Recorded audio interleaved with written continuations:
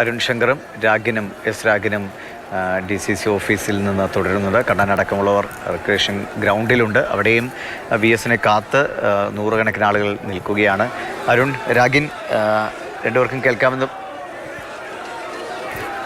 ശരി, കണ്ണനിലേക്ക് പോകാം. കണ്ണൻ, DCC ഓഫീസിൽ നിന്ന് ഇതുവരെ മൃതദേഹം എടുക്കാൻ കഴിഞ്ഞിട്ടില്ല. അത് ദൃശ്യങ്ങളിൽ കാണാം. ആളുകൾ ഇങ്ങനെ ഒഴുകി എത്തിക്കൊണ്ടിരിക്കുന്നു. ഈ പറഞ്ഞ സമയം പ്രകാരം ഇപ്പോഴേ എടുത്താലേ 5 മണി കഴിയുമ്പോഴേക്കെങ്കിലും ഗ്രൗണ്ടിലേക്ക് എത്തിച്ചേരാൻ കഴിയും. അതും ഇനിയും വൈകാനാണ് സാധ്യത. അവിടെ എങ്ങനെയാണ്? ഇപ്പോഴും ആളുകളുടെ ഒരു തിരക്കാണോ? ഒരു നിശ്ചിത സമയം 7 മണി വരെ എന്നൊരു ഒരു ഒരു കറക്റ്റ് സമയം തീരുമാനിക്കേണ്ട അവസ്ഥയുണ്ടോ? അതോ നേരത്തെ പറഞ്ഞതുപോലെ എല്ലാവർക്കും കണ്ട ശേഷം തന്നെ വലിയ ചുടുകാടിലേക്ക് എന്നാണോ?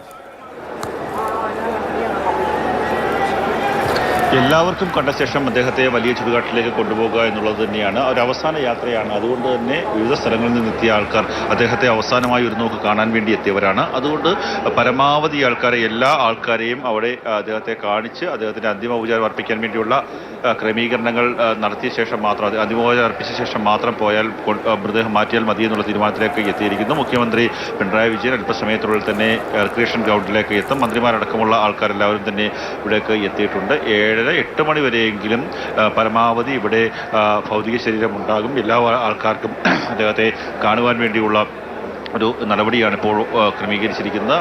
തിരുവമ്പാടിയിലാണ് ജില്ലാ കമ്മിറ്റി ഓഫീസ് പ്രവർത്തിക്കുന്നത്. തിരുവമ്പാടിയിൽ നിന്ന് നേരെ ജനറൽ ആശുപത്രി ജംഗ്ഷനിലൂടെ കളക്ടറേറ്റിന് മുന്നിലൂടെ കടന്ന് സക്രിയ ബസാർ കടന്ന് ഞാനിപ്പോൾ നിൽക്കുന്ന ഈ റിക്രിയേഷൻ ഗ്രൗണ്ടിലേക്ക് ഭൗതിക ശരീരം എത്തിക്കാൻ വേണ്ടിയുള്ള ഒരു തീരുമാനത്തിലേക്കാണ് എത്തിയിരിക്കുന്നത്. ഏതാണ്ട് 1.5-2 കിലോമീറ്റർ ദൂരം മാത്രമാണ്. പക്ഷേ ആ 2 കിലോമീറ്റർ എത്ര സമയം കൊണ്ട് കടന്നു വരാൻ സാധിക്കുമെന്നുള്ളതാണ് കാര്യം.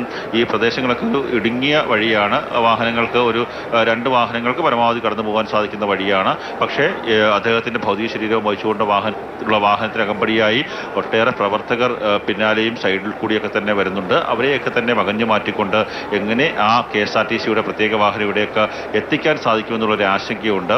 അതുകൊണ്ട് തന്നെയാണ് ചിലപ്പോൾ 5:30 അല്ലെങ്കിൽ 6 മണിയോ ഒക്കെ തന്നെ ആകാൻ സാധ്യതയുണ്ട് എന്നുള്ള ഒരു നിഗമനത്തിലേക്ക് മന്ത്രിമാരും മറ്റ് ജനപ്രതിനിധികളും ജില്ലാ കളക്ടറുള്ള ആൾക്കാരും ഒക്കെ തന്നെ അവരോട് സംസാരിക്കുമ്പോൾ പറയുന്നത്. എന്തായാലും അല്പസമയത്തിനുള്ളിൽ അത് 5:30-6 മണിക്കുള്ളിൽ തന്നെ അദ്ദേഹത്തിൻ്റെ ഭൗതിക ശരീരം ഇവിടേക്ക് എത്തിക്കാൻ സാധിക്കും.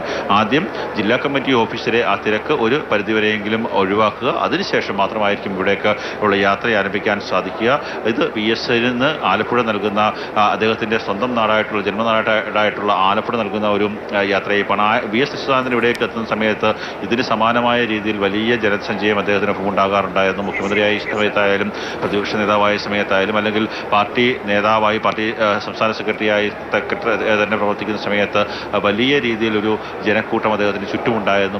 മുദ്രാവാക്യം വിളികൾക്ക് ഉള്ളിൽ നിന്ന് പ്രവർത്തിച്ച ഒരു നേതാവാണ്. മുദ്രാവാക്യം വിളികളോട് കൂടി മാത്രമേ അദ്ദേഹത്തെ ഇവിടെ എത്തുന്ന ആൾക്കാർക്ക് യാത്രയയക്കാൻ സാധിക്കുകയുള്ളൂ. ഞാൻ നേരത്തെ സൂചിപ്പിച്ചതുപോലെ കണ്ണേ കരളേ VS എന്നുള്ള ആ കണ്ണേ കരളേ എന്നുള്ള ആ വാക്യം വിളിച്ചു കഴിഞ്ഞാൽ അടുത്ത 2 അക്ഷരം എന്ന് പറയുന്നത് VS എന്നാണ്. അത് കൊച്ചുകുട്ടികൾക്ക് മുതൽ പ്രായമായവർക്ക് വരെ അതറിയാം. VS-ന്റെ പേരിലുള്ള അല്ലെങ്കിൽ VS-ന്റെ പേരിൽ രജിസ്റ്റർ ചെയ്യപ്പെട്ട ഒരു മുദ്രാവാക്യമായി അത് മാറിയിരിക്കുന്നു. അത് തന്നെയാണ് തിരുവനന്തപുരത്ത് നിന്ന് ഇങ്ങോട്ട് കൊല്ലം വഴി ആലപ്പുഴയിലേക്കുള്ള യാത്രയിലെല്ലാം തന്നെ നമ്മൾ കേട്ടത്. രാത്രിയിൽ 2 മണിക്കും 3 മണിക്കുമൊക്കെ തന്നെ ആ വരുന്ന വഴികളിലൊക്കെ തന്നെ വഴിയോരങ്ങളിൽ നിന്ന് ആ ആൾക്കാർ വിളിച്ചത് അവരുടെ ഹൃദയത്തിൽ നിന്നാണ്. ആ പാർട്ടി പ്രവർത്തകരായാലും സാധാരണക്കാരായാലും ഒക്കെ തന്നെ സ്ത്രീകളടക്കമുള്ള ആൾക്കാർ 2-3 വയസ്സുള്ള കുഞ്ഞുങ്ങളുമായി എത്തിയ അമ്മമാരുണ്ടായിരുന്നു. അവരൊക്കെ തന്നെ വിളിച്ചത് അവരുടെ ഹൃദയത്തിൽ നിന്നാണ്. എത്രയോ ആഴത്തിൽ ആ ഹൃദയത്തിലേക്ക് VS അച്യുതാനന്ദൻ എന്ന് പറയുന്ന മനുഷ്യൻ കയറിപ്പറ്റി എന്ന് തെളിയിക്കുന്നത് കൂടിയാണ്. എല്ലാവരും കാത്തിരിക്കുകയാണ് അവസാന യാത്രയ്ക്ക് വേണ്ടി റിക്രിയേഷൻ ഗ്രൗണ്ടിൽ നിന്നുള്ള അവസാന യാത്രയ്ക്ക് വേണ്ടിയാണ് കണ്ണൻ വിവരങ്ങൾ നൽകിക്കൊണ്ടിരിക്കുന്നത്. DC ഓഫീസിൽ രാഗിനും അരുൺ ശങ്കറും ഉണ്ട്. അവിടെ നിന്ന് ഇതുവരെ ജില്ലാ കമ്മിറ്റി ഓഫീസ് അങ്കണത്തിൽ നിന്ന് മൃതദേഹം എടുക്കാൻ കഴിഞ്ഞിട്ടില്ല. അത്രയധികം ആളുകളാണ് അങ്ങോട്ടേക്ക് ഇപ്പോഴും പ്രിയപ്പെട്ട VS-ന് അന്തിമോപചാരം അർപ്പിക്കാനായി എത്തുന്നത്. അരുൺ ശങ്കർ ഉണ്ട്. അരുൺ, അവിടെ അനൗൺസ്മെന്റ് അവിടെ നിന്നാണോ കേൾക്കുന്നത്? പൊതുദർശനം അവസാനിപ്പിക്കാൻ പോവുകയാണോ? അതെ, ഇവിടെ നിന്നാണ് അനൗൺസ്മെന്റ് കേൾക്കുന്നത്. അതായത് ഇനി ആരെയും ഓഫീസിനകത്തേക്ക് കയറ്റി വിടേണ്ടതില്ല എന്നൊരു ഇനി ശേഷിക്കുന്നവർക്ക് ഇവിടെ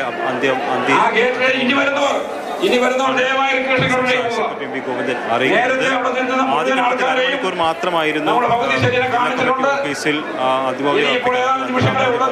തീരുമാനിക്കപ്പെട്ടിരുന്നത്. പക്ഷേ വി എസ് യുടെ ആവേശത്തിൽ അതിപ്പോൾ 1 മണിക്കൂറിലേക്ക് മാറിയിരിക്കുകയാണ്.